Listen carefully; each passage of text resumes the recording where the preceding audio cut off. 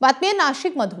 नाशिक नगरपालिका नगरपंचायत निवडणुकीची रणधुमाळी सुरू असतानाच महापालिका निवडणुकीचे पडघम आता वाजू लागलेत। भाजपकडे इच्छुक उमेदवारांची भाऊगर्दी झाली आहे।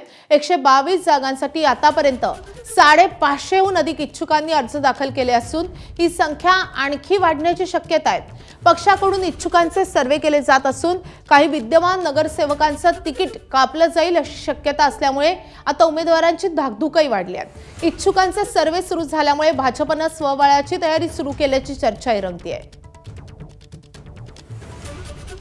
शहराचे अध्यक्ष सुनील केदार आपल्या सोबत आहेत।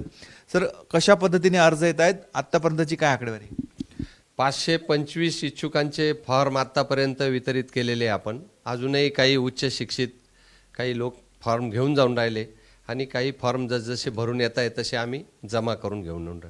परंतु सर्व 122च्या 122 जागांवर उमेदवारांनी फॉर्म नेलेले। काय क्रायटेरिया लावतोय आपण?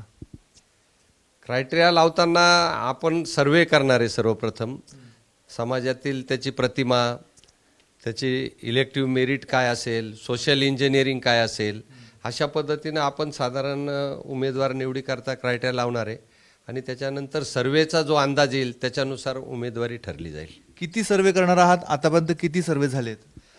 सर्वे सुरू आहे, फायनल सर्वे काही अजून आलेले नाही, कारण अजूनही जे अनपेक्षित इच्छुक आहे, जे उच्च शिक्षित वगैरे, ते अजूनही फॉर्म नेत आहे, जे कुठल्याही पक्षात नव्हते परंतु त्यांना वाटायला लागले की आपण आता भारतीय जनता पार्टीकडे उमेदवारी मागितली पाहिजे, तर ते फॉर्म नेत आहे। त्याच्यामुळे नंतर परत त्यांचं नाव आपल्याला त्यांचा सर्वे करता द्यावा लागणार आहे।